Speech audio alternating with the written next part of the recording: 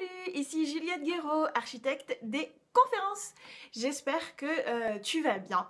Eh bien moi, en fait ça va super puisqu'en fait je reviens juste de 2 journées sur Paris incroyables.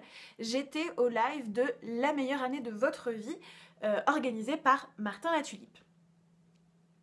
Alors, c'était pas la première fois que je rencontrais Martin Latulippe et son équipe et ses événements live. J'ai en effet participé à l'Académie Zéro Limite, qui est un autre programme offert par Martin Latulippe.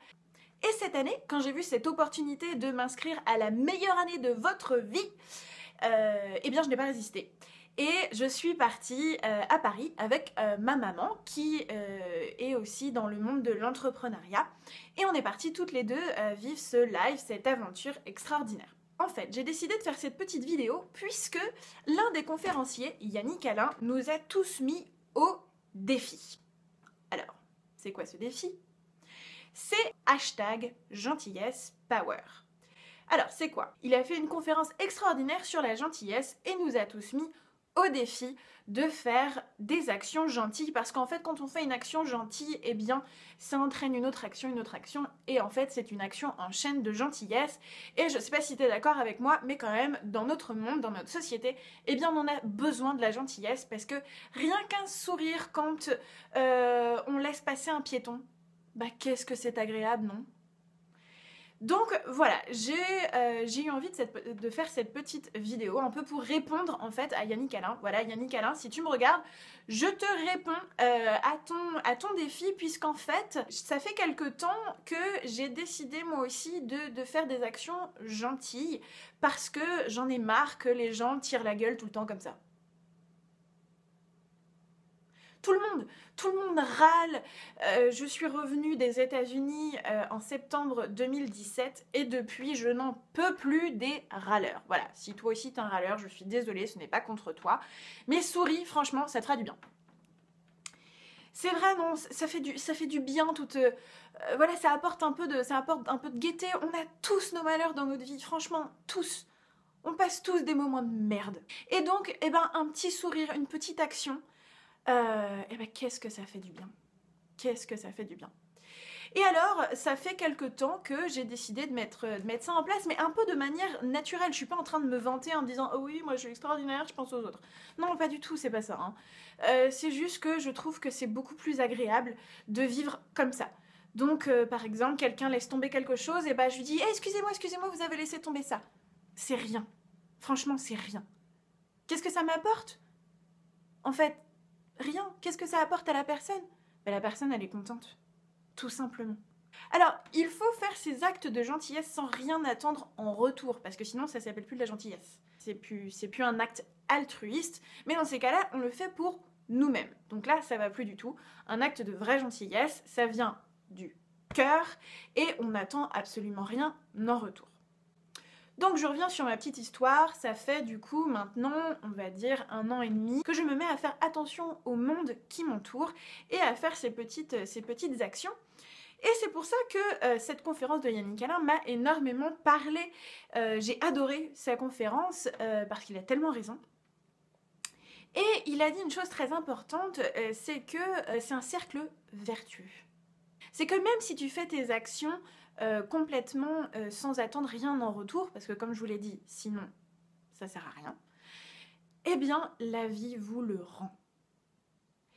Il y a maintenant quelques mois, j'étais à Nantes, parce que j'habite Nantes, et je revenais de rendre visite à ma famille, donc j'étais dans le train, et donc comme dans le train on s'ennuie un peu, hein.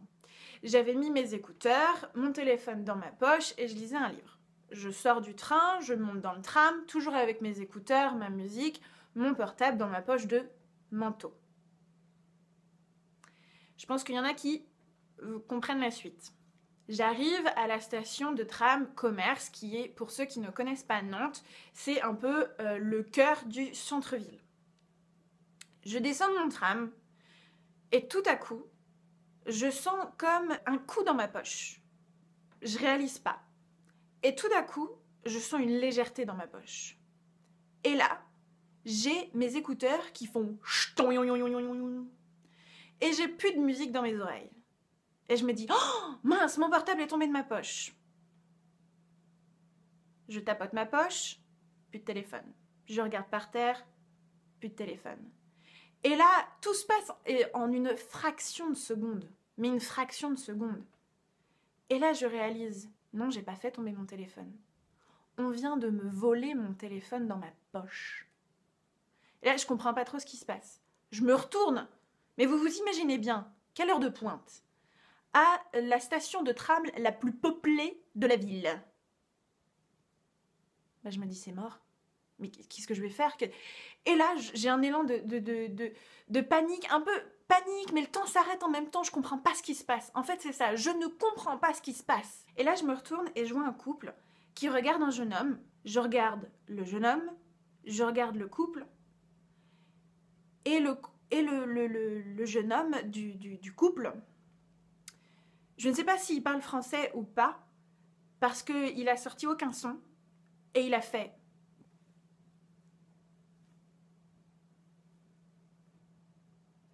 Et alors là, je comprends que cette jeune personne, ce jeune couple, a vu le grand jeune homme de moins de 25 ans attraper mon téléphone dans ma poche et est en train de dire à cet homme « Rends-le immédiatement ».